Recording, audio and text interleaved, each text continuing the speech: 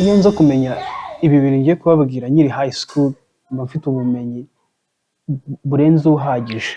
Mbese mba mfite ubumenyi buhagije ariko ngarenzaho n'ubundi bw'inyongezo, kubera yuko biratangaje ukuntu uyu munsi education ihendutse ku rwego tutigeze dutekerezaho, ku buryo biri ku rwego rw'aho ushobora kuba ufite 7,000 cyangwa se 1,000 cya MBZ gusa. MBZ zonyine ukaba wabasha kubona skills z'umwana wiga muri Harvard, muri Stanford University, muri izi university tuzi zirenze, ndetse n'aya masegonderi muzi arenze. Ariko ibyo bintu ntabwo abantu benshi babizi, kubera yuko iyo bagiye ku mbuga nkoranyambaga like YouTube, nta kindi babona abantu babakanga bababwira ko AI igiye gufata akazi kabo, igiye gufata iki.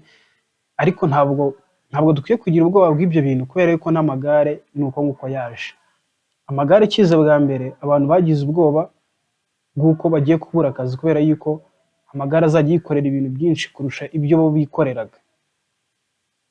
Urumva bagize ubwoba, ariko mu by'ukuri uyu munsi turayashima, aho umuntu agira gutya agafata umunyonzi agahita yideplasa ahantu mu buryo bworoshye bwihuse.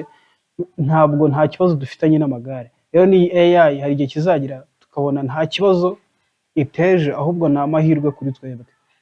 Uyu munsi ndashaka kubereka my learning style nkoresheje izi AI platforms, ubwo ni ChatGPT, DeepSeek, Copilot, ndetse n'izindi musanzwe muzi ngewe hari ntaramenya, ariko ni nyinshi koko, ni nyinshi biterwa n'icyo wifuza kwiga cyangwa se kumenya. Ndabereka step by step y'uburyo zikoresha nkabasha kwiga ibintu bikomeye rimwe na rimwe, nk'ibi ngibi sanzwe mbigishiriza kuri YouTube channel Making Sure ko wakoze sub. Icya kabiri, ndetse ndabereka n'ama universities cyangwa se institutions zisanzwe ziri private, ndetse n'ama online courses aba ari free, hariyo ugenda ukajoininga ukiga. Mbese icyo bigusaba ni ukuba uzi ikintu ushakayo ugiye kwiga, niba ari cloud computing, niba ari web designing, niba ari coding, ukaba ubizi ko ibyo ugiye kwiga ukahita ujyayo. Ndaza gusiga ama link muri comment ya mbere, muze kunyarukirayo ubundi mutange n'ibitekerezo, mutubwiye niba ibintu bibafashije. Uhereye uyu munsi hagarika amakosa ajyanye no kujya kuri ChatGPT no ku yandi ma AI platforms ukajya mukandikamo utuntu turi aho ngaho turi simple. Urugero, ushobora kuba ufite goal yo kumva ushaka kwiga ibintu runaka bikomeye biri very technical, ariko ukabura ahantu hera, ukagenda ukabaza ChatGPT ukayibaza ikakubwira ibintu bikagucanga. Ariko dore impamvu bigucanga, ndetse ushobora no kumara umwaka nta kintu ubikozeho, nta n'ikintu ugezeho aho ngaho, ni ukubera akenshi ni akajagari uba ufite mu mutwe. Uba ushaka kwiga gukora website, ejo ugashaka kwiga gukora kwandika amakode, ejo ugashaka kumenya uko bandika ama-CV neza. kandi urumva ibyo bintu mvuze ubikoze mu minsi 3. Mu minsi 3 ntabwo ibyo bintu waba ubimenye, ni ukwihemukira cyane, ni ukwitera akajagari. Ngewe ku bwanjye hari uburyo nkoresha ndi kwiga iyo mfite goal yo kwiga ikintu runaka. Reka nguhe nk'urugero, nari mfite goal yo kwiga gukora ama website mu minsi ishize, kwanza nisoza high school, yashizemo igihe, kumva byamfashe igihe kuyamenye. Ubwa kabiri nsoje kwiga ibyo bintu byamfashe nk'igihe kinini kitari gitoya, hafi umwaka. Nahise nkurikizaho icyo twita cloud computing, AWS cloud computing. Niba muyizi nzatangira gukoraho content kuri icyo kintu, ariko ni course ihenda, byibura exam fee ni $100, biterwa nanone na exam ugiye gukora, nzabibasobanuriraho. Reka ibyo ngibyo ntabwo byo byanzanye uyu munsi. Urumva byansabye kuba hari ikintu runaka nshaka kujya kwiga, nkagenda nkagifokasingaho, akaba aricyo mbaza izo platforms kugira ngo zinyigishe, ko n'abarimu beza izi platform n'abarimu beza, kubera ko bagusobanurira mu buryo ushaka kubyumvamo. Rero step ya mbere nkoresha, ndabanza nkamenya ese nshaka kwiga iki. muri ibyo bintu byose navuze, cloud computing, digital marketing n'ibindi byose nkabilistinga, nkareba nkavuga okay, which is my top priority muri ibi bintu byose. Icyo gihe nkuramo imwe, iyo nkuyemo imwe kaba kabaye ubwo niyo ngiye mba ngomba kuzayivaho ari uko numva koko hari ikintu namenye. Ubwo nibwo ntangira gutangira kubaza ChatGPT, nkayibaza how, why, nkayibaza koko nkiga, afata practice ikakuyobora. Ayibuze aho ukorera practice urayisaba nayo ikakuyobora, ikagenda ikakujyana ahantu ubona ibibazo bya practice, mbese ugakora nkaho wari uri kumwe na lecturer cyangwa se mwarimu usanzwe muzi ku bantu biga high school. Urumva first nari mfite goal, ndetse mfite n'ikintu nshaka kwiga, ntabwo ari akajagari, ntabwo nagiye kugenda gusa ngo mpite mbaza. Kabiri, ikintu mpita nshaka kwiga ubumenyi. Mfite AI platforms, ChatGPT n'ibindi, ariko se ni izihe institutions zishobora kuba zitanga course ngewe nifuza kandi ku buntu? Aho niho dusanga za ALX, tugasanga za Coursera, Udemy. Izo zose ni online course providers zitanga izo course ku buntu. Hari izo wishyura, ariko byibura izo z'ubuntu nazo ntabwo ziba zoroheje. Ni course zikomeye, kuko ushobora kureba nanjye ibintu ndi kubigisha kandi ntabwo nabikuye ku ba lecturer muri kaminuza cyangwa se high school. Oya, ni ibi ngibi ndi kubabwira nibyo ngiye nkoresha personally. Indi step ya gatatu ngiye nkoresha iyo nshaka kwiga ibintu runaka, urumva mfite skill runaka nshaka kwiga, namaze kubona aho nabyigira, ubwo ni ChatGPT na ELX cyangwa se za Coursera, nkahitamo imwe nkoresha. Iya gatatu hasigaye guscheduling igihe cyanjye, nkamenya ese mfite amasaha angana iki, mfite imirimo ingana iki, ndi bize bingana iki. Icyo gihe nkamenya ngo nzajya niga iminota 25 cyangwa se isaha imwe cyangwa se amasaha 2 ku munsi niga bya bindi. Urumva iyo ni ya consistency yo kuvuga ngo reka niba ari web designing ndi kwiga, ni buri munsi isaha imwe, ni buri munsi amasaha 2 wenda, bitewe n'wowe n'umwanya ufite. Rero nta kuntu wambwira ngo ufite akazi none urashaka ujyaho ugasimbuka umunota umwe ukagaruka, ejo ukahita wirenza icyumweru utagiyeho, wahinduye course watangiye gufata ibindi. Uyu munsi wari uri kwiga editinga, ejo uhise ujya mu bindi bintu bihabanye, ubujagaraye, ubura icyo ufata n'icyo ureka. Wumva iyo ni step ya gatatu nkoresha kugira ngo mbe nabasha kwiga ikintu runaka kirangire, menye yuko nyifite. Rimwe n'ama certificate nkayabona, I'll be sharing those certificates of mine.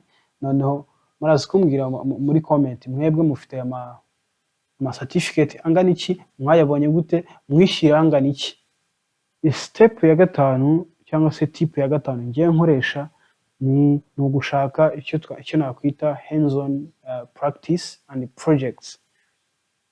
Gushaka, ubona kwiga just kwiga ugasoma gusa ntabwo bihagije, kubera yuko ni n'ikinyoma cyambaye ubusa kwiga. Umuntu akubwira mu matwi, upakiramo ibintu mu matwi kugira ngo kamera nkaho uri umufilozofe, nta nubwo ari umufilozofe, a so called philosopher, ukumvuza ibintu ariko nanone umuntu aramutse akwitabaje ukaba utabasha kubikora.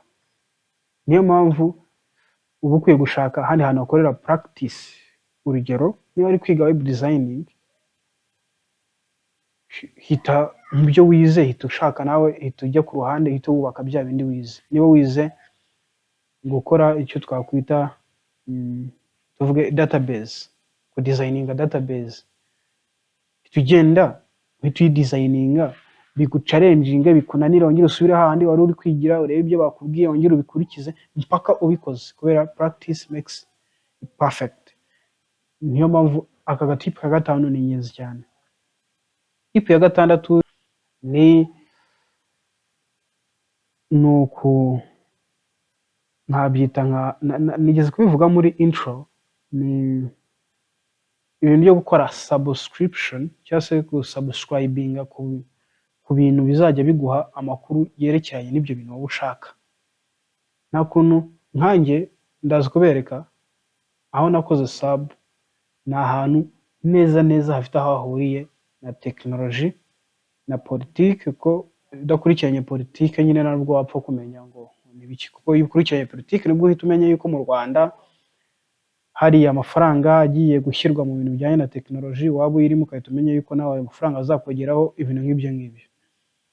Gukurikirana izo trends, ukajya kuri YouTube ugakora sub, ukajya kuri ma website byose ukabikora. Mbese ni nkaho uba ukoze folder y'ibintu bifite aho bihuriye wowe n'ibyo wifuza, ku buryo buri munsi cyangwa se buri cyumweru uzajya ubona amakuru yerekeye ibyo bintu wowe ushaka. Ibyo bintu biragufasha cyane. Karindwi ni kujoininga communities, nk'urugero ukajya mu WhatsApp groups, ukajya kuri hano hari ama communities usanga haba kuri Facebook, kuri WhatsApp, ku ma websites usanga avuga ibintu nk'ibyo ngibyo wowe ukora, aho usanga umuntu niba yakoze nk'akantu akayumva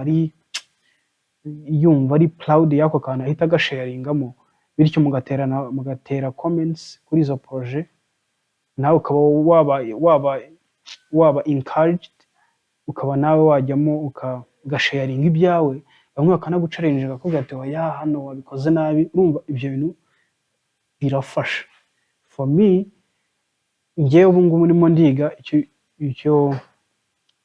ndi kuri level ya kabiri ya AWS Cloud Computing, bita AWS Cloud Solutions Architect. Iyo iragoye cyane, ariko nanjye izi tips nizo ndi gukoresha, kuko ntabwo byoroshye kuva muri nani IT background ukahita wisanga muri IT. Ntabwo ari ibintu upfa kwirukanyira gutyo, bisaba gukoresha igihe cyawe. Tip ya 8 njye nifashisha ni ukwiyitaho. Umva niba ufite akazi, ufite wenda uriga university, high school n'ahandi, urumva ufite stress zikomeye, rero kongeraho n'ibyo bintu, akenshi nujya no guhitamo course ujya kwiga ujye uhitamo ibintu bikomeye, apana bya bintu abantu bose birirwamo bikomeye. Ndakeka yuko mu bantu muri kureba iyi video, benshi muri mwebwe icyo kintu uvuze cya AWS Cloud Computing abenshi mucyumvishe ari ubwa mbere, ariko nabyo nzabibigishaho mumenye ibyo ari byo. Ujye ufata ikintu nawe ubona yuko ari ikintu abantu benshi batarimo birukanyira, icyo kintu nicyo kiba ari icyanya cy'ubundi. Iyo ya 8 nari mvuze ni ukwiyitaho, gukora siporo, ukaryama neza, ugapanga igihe cyawe, ukareba ibintu bifatika. Urumva izi zose za tip 8 njye nifashisha ndi kwiga, ndi gusetinga goals zanjye zifite aho zihuriye no kuba nakura mu mutwe no kukuza ubumenyi runaka muri iyi si iri kwirukanka buri munsi iri guhora idusiga. Anyways, ngiye kubaha aka bonus ka nyuma ko kubarangira ama course providers ashobora kuguha course ku buntu, kandi ukaba umeze nk'umuntu wize za Harvard ahantu hose. Ahambere twebwe dufite class, ushobora kujoininga WhatsApp community yacu, bya bintu nababwiraga mu joininga ama communities, wowe ukande kuri iyo foto ya YouTube channel, urahita ubona ujye kuri social platforms handles, ukande kuri WhatsApp, harimo akantu k'aka link ugakirikaho utujoininge. Kabiri, ushobora kujoininga ELX Africa. Byose byinshi niho nabikuye. I do really appreciate them, kubera ko murakora an amazing job. Ahandi ni kuri Coursera na Udemy, n'ahandi muzagenda muhabona. Paka ubu ngubu niba wumva hari ukuntu ibintu utangiye kubyumva neza, kanda sub, ushyiraho aga comment na like, rimwe na rimwe una sharing kugira ngo bagenzi bawe nawe nabo babiboneho. Niwikunde bikore gutyo, tubane umunsi ku munsi.